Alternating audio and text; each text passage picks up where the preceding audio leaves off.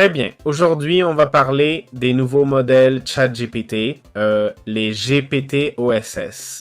Ils ne sont pas vraiment nouveaux. Ça fait déjà 1 mois qu'ils sont sortis. Bon, on va jeter un œil à cette intro et je vais vous montrer comment les connecter à N8N. Et oui, on peut utiliser ChatGPT en local grâce à ces deux modèles. Le GPT OSS 120 milliards avec 117 milliards de paramètres et le GPT OSS 20 milliards avec 21 milliards de paramètres. En gros, leur principale caractéristique, c'est qu'ils sont open source. OK?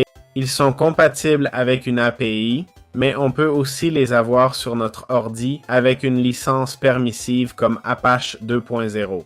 Donc, on peut les exécuter localement, c'est ça l'idée.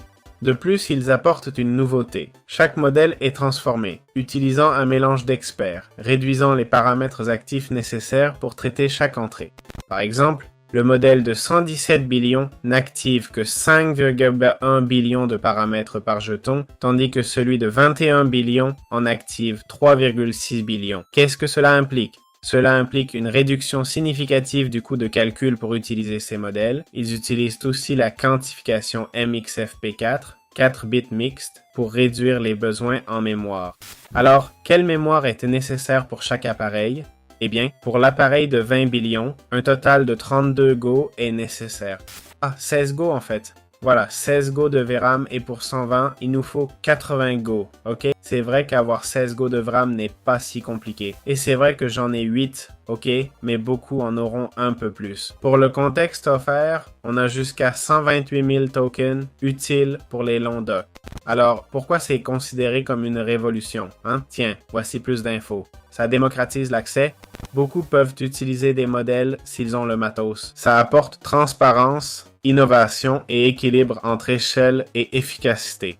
Et OpenAI, jadis fermé, ouvre un peu ses modèles, ok? Bon, après cette intro, on pourrait en dire plus, mais je vais vous montrer comment le connecter à N8N, ok? J'ai ici un flux, par exemple, mais on va passer outre et créer un flux de 0.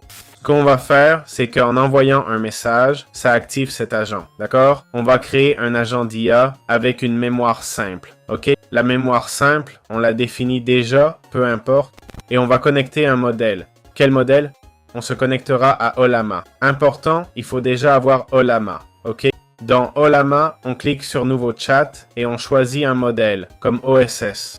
Dans ce cas, je veux GPT OSS 20. On le sélectionnerait et on dirait « Salut ». Là, je vous préviens, ça va bugger car je n'ai pas assez de puissance, ok? Mais si j'ouvre ce modèle plus petit, il répondra « Salut, blabla, ça va ?»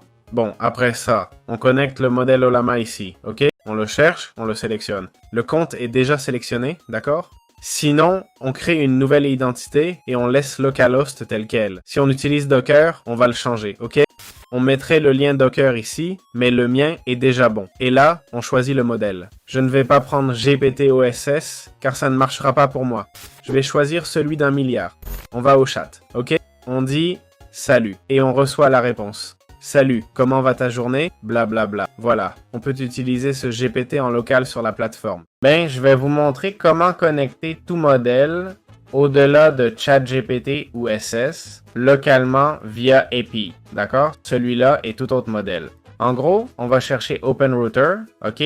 On va sur cette page, on se connecte, on va dans Crédit, on en ajoute un peu, puis dans Clé pour en créer une, d'accord? On crée une clé ici et on va au nœud qui dit, quand vous écrivez, cet agent IA se connecte à un routeur, ok? Maintenant, je peux connecter un modèle gratuit. On va en connecter un gratuit pour tester.